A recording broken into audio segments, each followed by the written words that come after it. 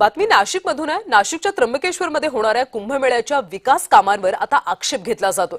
पुरेसा मोबदला मिळत नसल्याने शेतकरी आंदोलनाच्या पवित्र्यात आहेत। नाशिकमध्ये कुंभमेळा होणार असून या कुंभाच्या अनुषंगाने नाशिकसह त्र्यंबकेश्वरमध्ये देखील विकास कामांना आता सुरुवात झाली। कमी कालावधीमध्ये कुंभमेळ्याचं काम पूर्ण करण्याची धडपड प्रशासनाकडून केली जाते। यंदाच्या कुंभामध्ये लाखोंच्या संख्येने भाविक त्र्यंबकेश्वरमध्ये दाखल होतील, त्यामुळे गर्दीचं नियोजन करण्यासाठी कुशावर्त तलाव, गंगा गोदावरी नदीवर घाट उभारण्याचं काम सध्या सुरू आहे। तसंच इतर घाट देखील नदीपात्राच्या परिसरात तयार केले जात आहेत। मात्र ही विकास कामं करत असताना ज्या जमिनी स्थानिक शेतकऱ्यांच्या घेतल्या जात आहेत त्या जमिनी अगदी तुटपुंज्या किमतीत घेऊन मोबदला तात्काळ न देण्याची भूमिका प्रशासनाची असल्याचं शेतकऱ्यांचं म्हणणं आहे। त्यामुळे शेतकऱ्यांनी या कामांवर आता आक्षेप नोंदवला।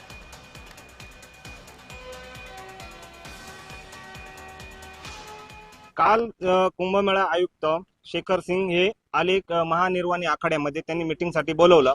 मीटिंग मध्ये आम्हाला तेच एकच सांगितले का आमचा रेट फायनल झालेला आहे। म्हणजे हा रेट कोणता फायनल झालेला आहे? आमचा रेट फायनल म्हणजे तर तुम्हाला हा रेट मान्य असेल तर ठीक, आम्ही कुंभ करणारच आहे, तुम्ही नाही आलात तरी चालेल, अशी भूमिका त्यांनी घेतली। ह्या वक्तव्यावर आम्ही त्यांचा जाहीर निषेध करतोय। ड्रेनेज लाईन केली।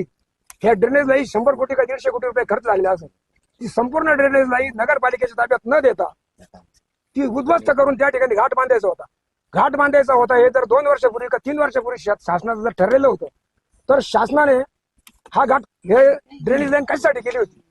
ड्रेनेज लाईनचे पैसे त्या कॉन्ट्रॅक्टरला मिळाले असतील नसतील तो आम्हाला त्याची काही घेणं नाही, परंतु ती ड्रेनेज लाईन हा घाट बांधित असताना तुम्ही समक्ष पहा, ती संपूर्ण ड्रेनेज लाईन फोडून त्या ठिकाणी घाट होत आहे।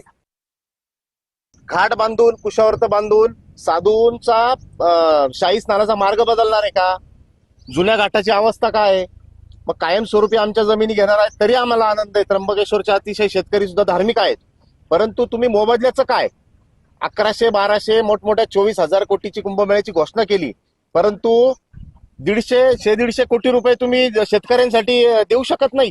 चालू शेत्यांमध्ये तुम्ही बुलडोजर घातले आणि कुठल्याही प्रकारचा 1 रुपया आज आतापर्यंत मोबदला दिलेला नाही, आणि ताबडतोब तुम्ही कामाची सुरुवात केली। पोलीस या ठिकाणी पाठवताय, शेतकरी आक्रोश करतोय, पण तुम्ही त्याचा विचारत 15-16 हजार रुपये गुंठ्यानी जमीन मागताय।